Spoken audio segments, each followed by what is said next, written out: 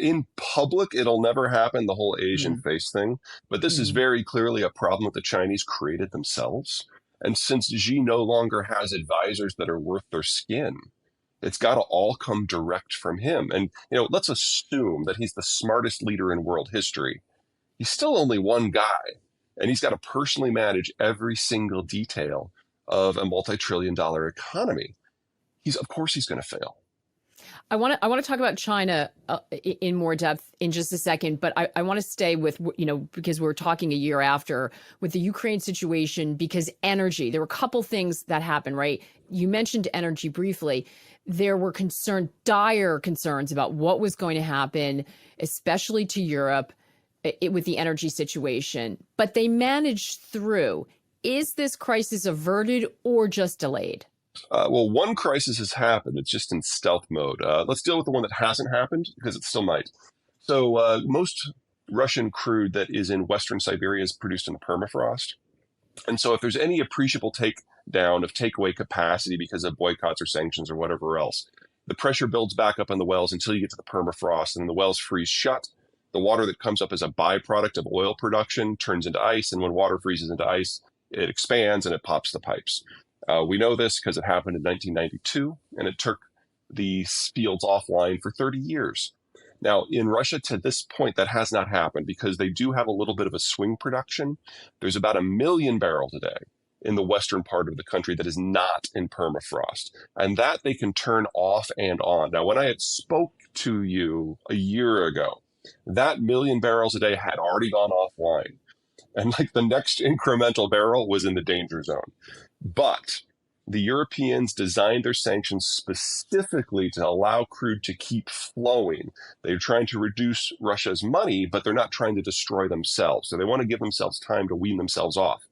And so a couple of weeks after I spoke with you, they started bringing that 1 million barrels a day of swing production back online, and they've never gotten to that threshold again until now.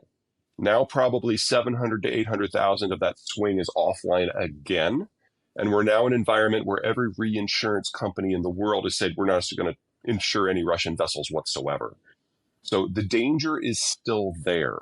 And with the insurance now coming from Indian and Chinese and Russian government entities that have never offered maritime insurance before, all it's going to take is one incident somewhere for us to get back to that scenario, but it hasn't happened yet. That's oil. Natural gas is actually simpler. The Nord Stream pipeline is gone. That was the single largest trunk line for natural gas transport in the world, and it was 40% of Germany's total demand. And when it went offline, we saw natural gas prices in Germany rise by roughly a factor of 8.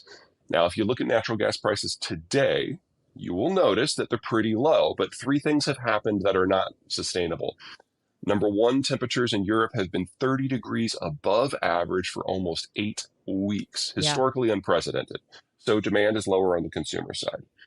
Second, China was in lockdown for most of that period and still hasn't spun up all the way. So global demand for liquefied natural gas has been low.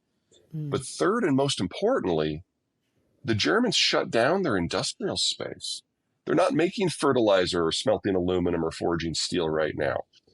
So it's come at the cost of German heavy industry. And German heavy industry is not like American heavy industry. For us, that's an economic sector into itself. Some imports, some exports, some deals with the U.S. domestic economy. Not in Germany. In Germany, the natural gas isn't just used for power. It's used to make the base materials in the petrochemical system that then inform their entire manufacturing sector. And without that, there is no German manufacturing sector. So BASF is physically dismantling their industrial plant within Germany and shipping it to other places, most notably Louisiana, to tap places where there still is natural gas, hoping that they can ship the chemicals back to their home country to save their economic system. But that would require a build out in Louisiana that happens faster than what the Nazis did during World War II. So we're probably at the beginning of the end of the entire German industrial model. All they've managed to do is delay it just a little bit, and that's largely because of weather.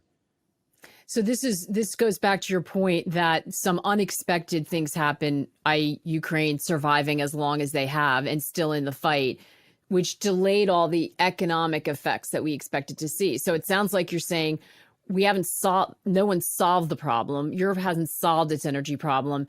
It's just that the worst pain hasn't been felt yet. So they bought some time, Exactly. but it's not enough time. They Well, cannot create a situation where they can get through this. it depends upon the sector. It depends upon the country. The further west you go from the Russian space, the easier it is to make the adjustment because the dependencies were less. Mm. The problem with a place like Germany is that the industrial model is one that is the end result of 150 years of tinkering perfection. So in order for them to switch to a fundamentally different model, it has to not be energy intensive. It has to not be based on a worker demographic that is dying out. And it has to not be based on global trade. You don't do that in 2 years. What are the implications for the solidarity we've seen in Europe and in NATO? Well, I think actually the weak point isn't NATO. I think the Europeans really have decided to bite the bullet on this. I think the implications are for the European Union. If we no longer have Germany as the industrial heart of Europe, that means Germany is no longer the financial hub that makes Europe happen. Remember that the largest chunk of EU funds comes from Germany. And Germany is not just the German economic system is not just Germany. It's Belgium and the Netherlands and Austria and Poland and Slovakia and the Czech Republic and Hungary. And without the Germans, none of that works.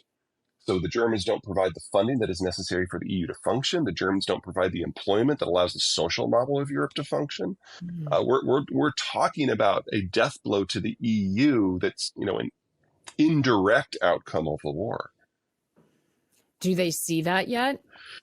I think there's this visceral understanding that this is where this was ultimately going to go. And they are hoping against hope that there's going to be something that happens in the way this all shakes out, whether it's with the Americans, the Russians, or someone else, where they're going to find a way to muddle through. How they do that without the economic model, I don't know, and I don't think they do either. Yeah. And well, everyone counts them for dead and the euro for dead in the European That's sovereign fair. crisis, and it didn't happen, Still right? here. Yeah. So the other big concern at the time was food supplies. Again, the Ukraine grain deal kept the supplies flowing, but are countries now changing the way they approach food security? How fragile is the global food supply chain right now? Well, let's start with why we didn't have a famine yet, because it's really, avoiding famine, big deal. Number one, Mother Nature was the kindest she has ever been in recorded history. And every agricultural zone in the world had good weather this last year. Second, the sanctions were designed intelligently. They technically don't touch fertilizer at all. So a lot of the industrial infrastructure in Russia dates back to the 1960s, particularly the petrochemical system that deals with the fertilizer processing. And so we only had reductions of 20 to 40% from the Russian space. And then when the Russians lost the ability to export natural gas, they also lost the ability to export ammonium. So the Europeans, for the most part, have stopped producing nitrogen-type fertilizer themselves because they used Russian inputs. So all of that added up to significant shortages in production globally. But everybody had a reserve.